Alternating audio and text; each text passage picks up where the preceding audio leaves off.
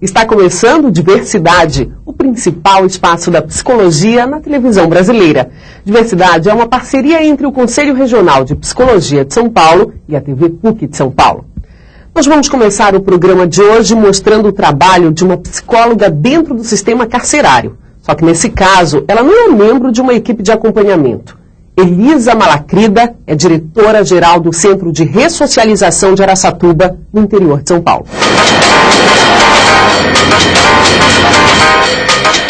Esse é o Centro de Ressocialização de Araçatuba, o primeiro no estado construído de acordo com uma nova ideia de privação da liberdade e punição. O objetivo é fazer com que os cerca de 200 internos realmente aproveitem o tempo aqui para aprender, mudar e voltar para o mundo de fora inseridos na sociedade. Para isso funciona aqui a chamada humanização da pena. E não é à toa que na direção geral do centro está uma psicóloga. Elisa comanda uma equipe de 8 profissionais e ainda o pessoal da administração e da segurança. Toca o barco com um misto de delicadeza e pulso firme, sempre do ponto de vista da psicóloga que é. A gente realmente traz muito da psicologia na questão do gerenciamento de pessoas, na questão do trabalho multidisciplinar, né? Que é algo que se traz mesmo da psicologia para ser implantada aqui. E em relação aos trabalhos técnicos e aos outros, até da questão da segurança, é importante a visão do psicólogo de como é a visão do ser humano, né? A visão global dele enquanto pessoa, que o interno que está aqui no CR cumprindo a pena privativa de liberdade, ele é uma pessoa. O Centro de Ressocialização não tem muros altos nem guardas armados. Em vez de celas e números, alojamentos e nomes próprios. Meu nome é Silvio. Eu me chamo Fernando. Meu nome é Thiago. Me chamo William. Numa das salas, mais uma psicóloga se faz presente. Durante o processo, né, a gente promover a reflexão do que trouxe ele a praticar um delito, para que ele possa pensar isso e, se com a ajuda, não voltar mais a praticar um delito. A ansiedade é muito grande para sair à vontade, aí cabeça vira, volta como se estivesse se iniciando, assim, como se estivesse vindo presos de novo. Hoje, nesse grupo, o assunto são as grades, as de fora que limitam a liberdade e as de dentro que impedem a valorização deles como indivíduos. E a psicóloga tem uma aliada importante. É uma parceria, né? O trabalho é importante. Eu acredito que eu aprendo com a psicóloga e ela também comigo. O objetivo desse grupo é poder fazer trocas entre eles, trocas de vivência, troca do que pensa, do que espera da vida, para reconstituir essas pessoas, né? Então a gente trabalha muito o que fez antes de vir para cá, por que fez essas coisas, né? E o que levou ele, para que a gente reconstrua e ele possa escrever uma história diferente na hora que ele voltar à sociedade. Com elas eu aprendi muito, dar valor em mim mesmo, na minha vida. Aqui se trata a gente com amor, carinho, entendeu? Passo o que é bom pra gente, isso eu aprendi comigo, pra mim, e passo também pra minha família e pros meus filhos. Quando Porfírio chegou aqui, não sabia nem escrever o próprio nome. Aprendeu isso e muito mais. Antes de sair daqui e voltando ao trabalho, igual eu voltava antes, trabalhava vendendo fruta ainda, na rua, né? E continuar estudando na rua. Eles chegam aqui desestimulados, achando que a escola não tem futuro, que não faz parte mais da vida deles. E aos poucos, quando eles vão sendo inseridos aqui na sala de aula, eles voltam a sentir esse ânimo e essa participação, esse companheirismo, eles aprendem a restabelecer aqui dentro. Nas oficinas, eles fabricam de tudo. Cristiano, dependente químico em recuperação, constrói o brinquedo e o novo rumo da própria vida. Eu troquei a droga por muitas coisas boas. Tem muitos projetos agora na minha vida. Melhorou bastante. E vai melhorar mais ainda, né? Se Deus quiser. Galeano, assim como os outros, ganha um salário médio de R$100 pela venda dos produtos. E deixa aqui um cuidado, um capricho que vai levar pela vida toda. Tem que pegar o trabalho firme e ficar concentrado naquele trabalho. O que você sente quando você está aqui concentrado fazendo isso? Sinto um pouco... Fico bastante orgulhoso, viu? E hoje é dia de visita. Clarice vem ver Fábio e sabe que a psicóloga no comando faz toda a diferença. A psicóloga, ela já é instruída, né, para lidar com as pessoas, né, assim, pessoas complicadas, esse problema complicado, né. Eu acho muito bom, sim. Eles precisam muito, né? Apesar, assim, de tudo que eles fazem, eles são muito carentes. As pessoas que estão aqui são muito carentes. Eu aprendi a amadurecer mais aqui no CR, aqui, com o apoio de todos aqui, de todos os internos também, da direção, dos agentes, que nós somos muito bem tratados. Qual que é o teu projeto quando sair daqui? Meu projeto é ajudar meu pai, trabalhar junto com meu pai. É uma satisfação, é um prazer muito grande, porque enquanto profissional, né, da área de psicologia, quando você vê o ser humano melhorando, sabe, aprendendo e até feliz, demonstrando alegria por estar vindo trazer para você suas conquistas, né, que eles vêm mostrar, sabe, vêm contar o que aconteceu na família, que mudança que ele teve, como que ele conseguiu se controlar com tal situação, né? É um prazer imenso, né? Você está realmente vendo que o seu trabalho tem fundamento, que o seu trabalho está sendo positivo, né? Está dando certo. E é ao som de um solo de sax que Flávio espera pela liberdade. Eu acho que agora, né, pelo que já passei, o mais difícil já foi, então agora realmente é só aguardar, né? E na expectativa aí de recomeçar, e tô pensando em dar sequência aí nos estudos, né? Enquanto isso, inunda o lugar e os sonhos que moram aqui com uma bela melodia.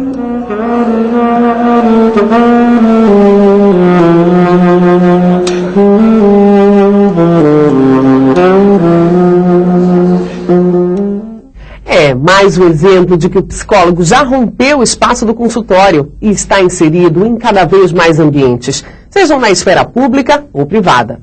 Mas como anda a formação de novos psicólogos? Como os cursos superiores de psicologia são regulamentados?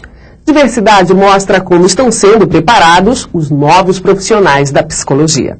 Regulamentada pela primeira vez em 1962, a graduação em psicologia começa a tomar nova forma neste ano.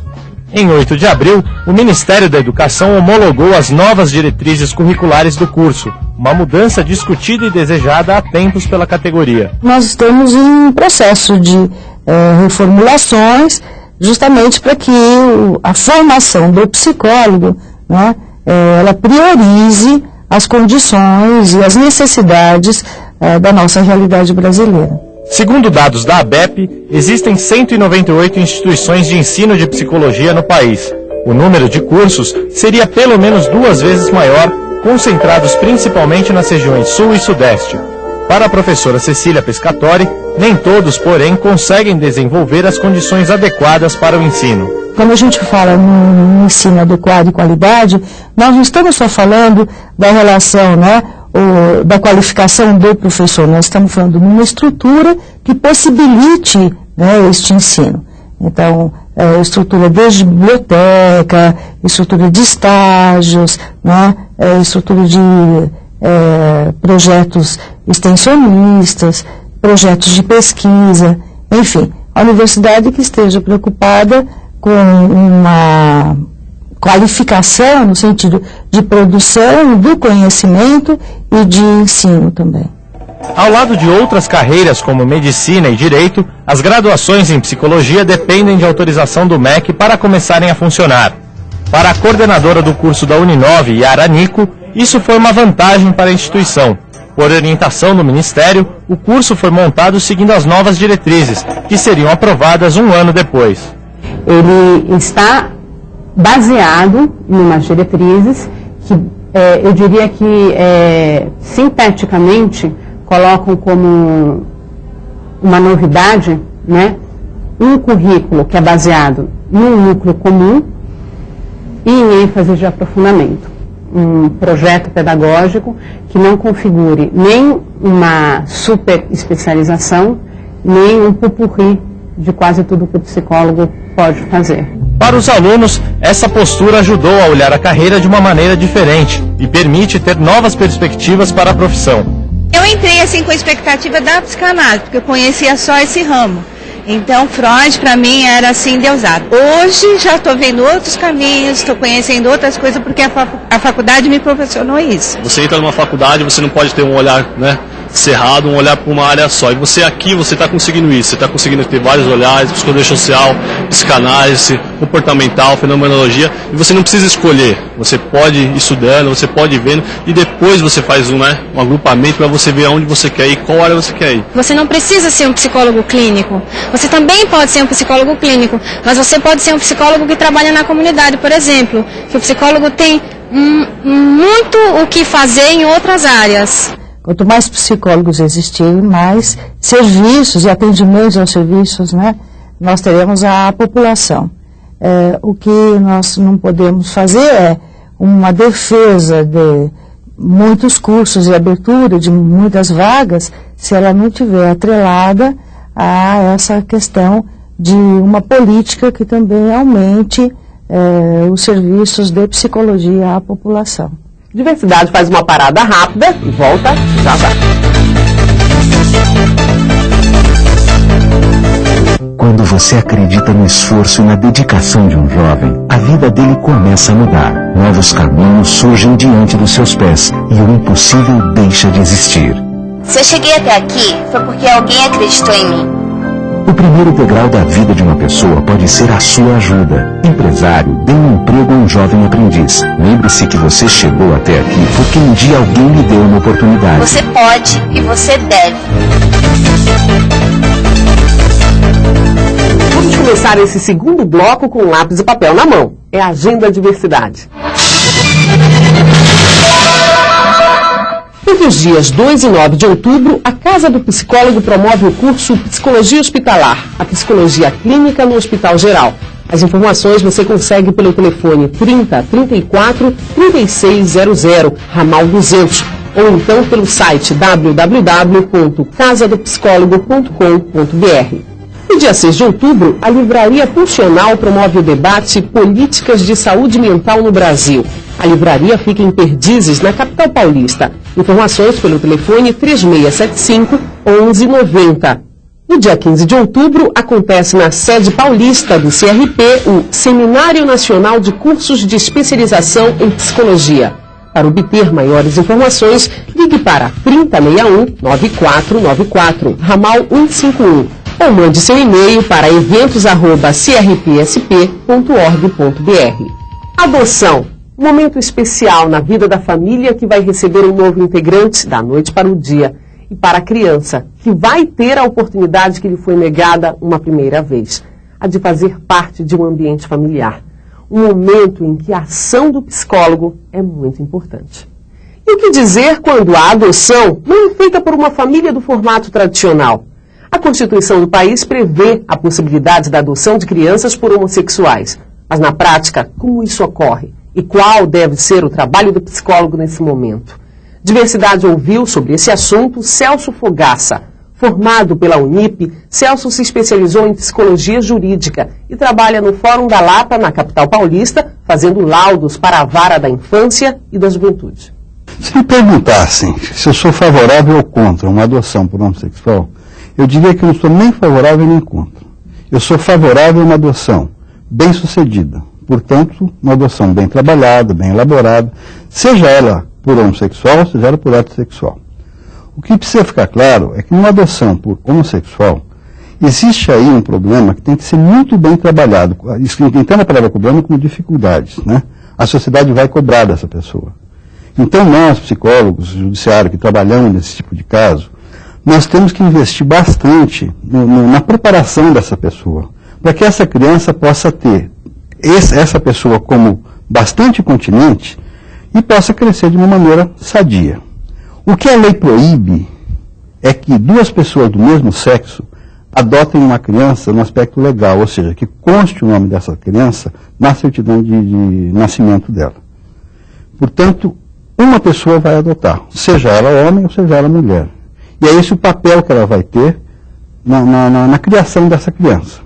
O que existe é uma dificuldade do homossexual, seja ele homem ou mulher, de procurar a vara da infância para fazer um cadastro, porque o preconceito é tão grande que às vezes ele mesmo se assusta da forma como vai ser recebido, né, nas varas. O papel do psicólogo aí realmente é preparar essa pessoa, é poder fazer com que essa pessoa entenda, por mais que ela esteja já preparada e assumido a sua conduta homossexual, é importante ela saber das dificuldades que isso vai gerar para ela no desenvolvimento dessa relação.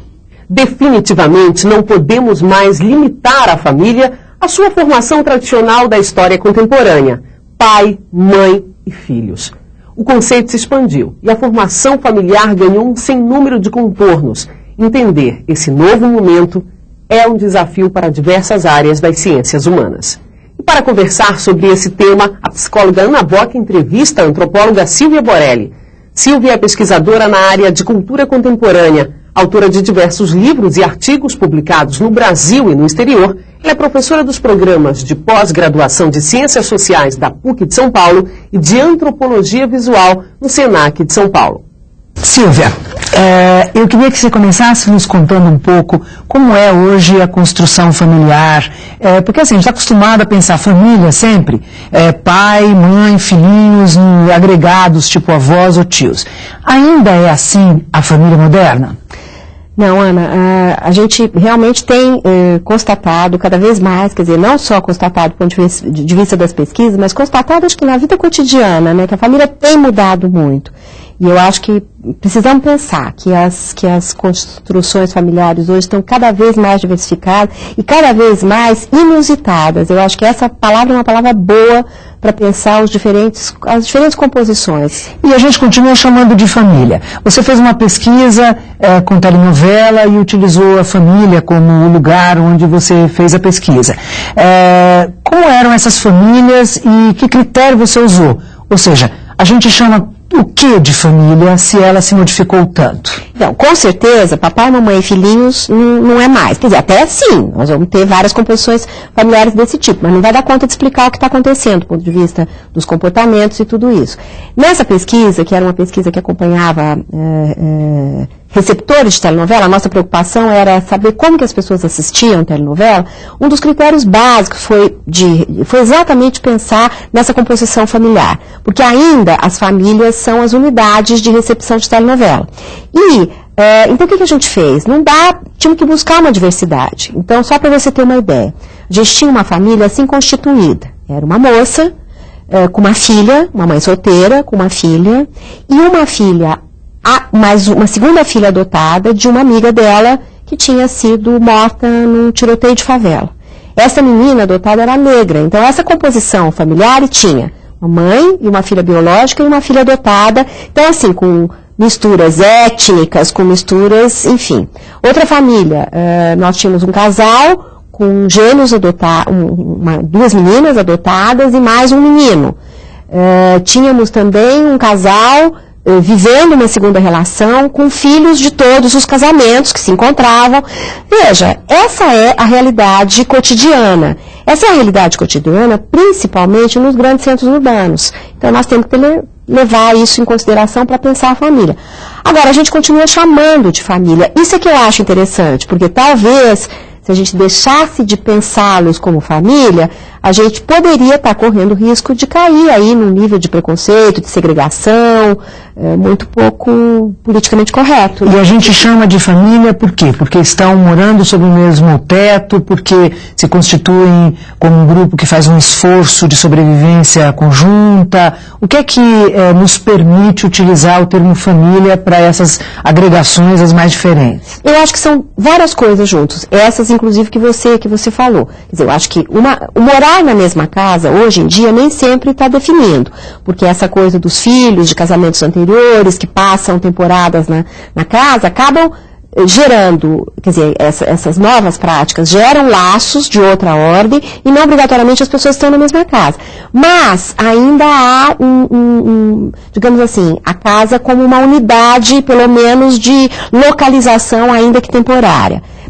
Esse esforço conjunto que você está colocando, eu acho extremamente importante. É um esforço conjunto em busca de uma sobrevivência econômica, mas para além da sobrevivência econômica, porque nesse sentido, a hora que você tem uma constituição, de alguma forma todo mundo está sendo participante e responsável, dependendo da idade, dos filhos e tudo isso, mas para além desse esforço econômico, eu acho que tem um movimento em direção a essa coisa dos laços, né? Então, por exemplo, nos resultados dessa pesquisa de telenovela, foi muito interessante como temas que são, por vezes, considerados difíceis para os pais discutirem com as filhas, como virgindade, relação fora do casamento, relação sexual fora do casamento, camisinha, prevenção e tudo isso, acabava aparecendo porque existia ali um conjunto de preocupações comum, um conjunto comum de preocupações, né? Então eu acho que agregam-se também outras coisas para além dessa necessidade de sobrevivência, quer dizer, há laços que vão se constituindo, há responsabilidades que vão, e há temas que de alguma forma se tornam pertinentes a esse conjunto familiar. E a relação da novela com esse grupo, quer dizer, você citou aí um pouquinho de por que escolheram a família, mas fala de novo, por que vocês escolhem a família para estudar quando o interesse está na telenovela? Olha, ainda que a gente perceba que há uma tendência, principalmente para famílias mais abastadas, de multiplicar os aparelhos de televisão dentro das casas, e aí os filhos têm aparelhos privativos nos quartos e tudo isso, há determinados momentos em que a família se agrega ao redor da televisão. E assistir à telenovela é muito um momento de agregação. Primeiro, óbvio, tem essa organização de uma grade de programação, principalmente o modelo da TV Globo, que gerou um hábito aí de assistir TV no Brasil inteiro, e é um momento em que, no geral, a família está, inclusive, nas mais diferentes etapas de idade dos filhos. Porque mesmo quando os filhos já saíram para a rua, eles sempre saem para as baladas mais tarde. Então, este dito horário nobre é, em princípio, um horário que a família está agregada. Mesmo as famílias mais carentes, que acabam se recolhendo mais cedo e tudo isso, nesse horário as pessoas ainda estão circulando conjuntamente. Então nós usamos a família como uma unidade de recepção. E trabalharam com famílias pobres, famílias mais ricas, famílias... A gente foi atrás de um recorte que é muito difícil na cidade de São Paulo de pensar. Nós não queríamos pegar apenas os registros de pesquisa de mercado, que são muito bons em várias coisas, mas não preenchem todas as necessidades. Então a gente exatamente recortou a pesquisa por tipo de moradia. Então, casa em favela, uma casa autoconstruída pelo grupo familiar e os agregados, um condomínio de alto luxo, enfim. E as composições familiares. Isso que nos deu o diferencial. Quer dizer, o tipo de moradia nos dava um diferencial, digamos assim, de classe social, e as composições diversificadas das famílias nos deu um diferencial para a gente pensar essas mudanças do ponto de vista da composição familiar, mas pensar fundamentalmente o quanto isso está gerando de alteração nas relações entre as pessoas. E o quanto, na verdade, essa prática de mudança de modelo familiar tem colaborado, e eu tenho sempre uma leitura um pouco esperançosa das coisas, tem mudado e tem quebrado com alguns preconceitos, principalmente nos grandes centros urbanos. É difícil de, hoje em dia, torna-se jurássico, eu brinco às vezes com os alunos, com os filhos, torna-se jurássico, por vezes, o modelo papai e mamãe. Agora, hoje nós temos um número muito maior de agentes educacionais, né, na sociedade, até a própria televisão, a escola onde se vai, ou o grupo de amigos, e a família é um deles. A família, da sua avaliação, ainda é um núcleo fundamental para a construção de identidade das pessoas, para o início ou para a referência na socialização? Eu não tenho nenhuma dúvida em relação a isso. Eu não tenho nenhuma dúvida. E veja bem, tem uma afirmação que é do ponto de vista intuitivo, né, assim, mas eu acho que do ponto de vista dos resultados, eu acho assim que tem um conjunto de instituições, aí, falando do ponto de vista aí sociológico, tem um conjunto de instituições que são muito fortes. Esse conjunto é muito forte no sentido da definição das referências. O que a gente percebe, agora eu estou fazendo uma pesquisa com jovens e com juventude, o que a gente percebe é que há um momento em que se torna imprescindível dizer não para essa referência, né? E é o que cria, no que a gente está chamando agora, uma referência muito forte de nomadismo. Então, os meninos saem, né? O sair de casa é fundamental, ganhar o espaço da cidade é o fundamental, aquilo que a gente chama do nomadismo da rodinha no pé. E o nomadismo não é apenas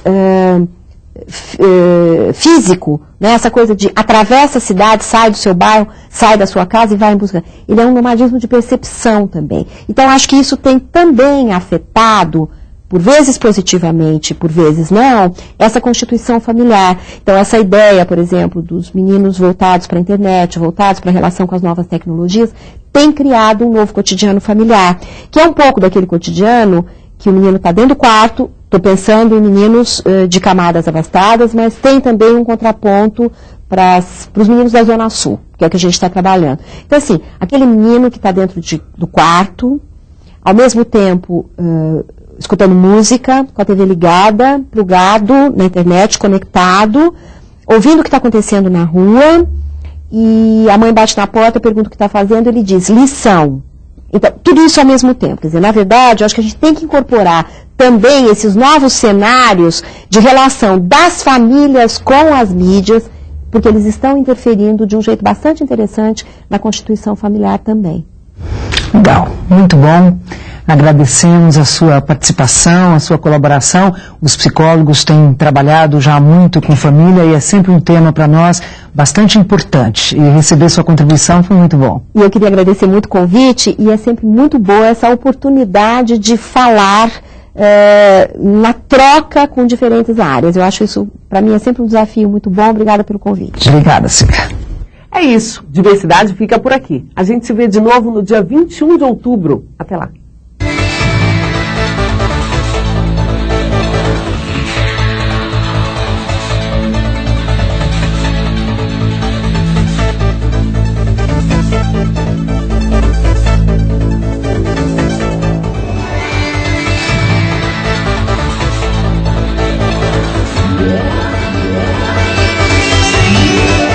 Diversidade, uma realização do Conselho Regional de Psicologia de São Paulo e TV PUC São Paulo.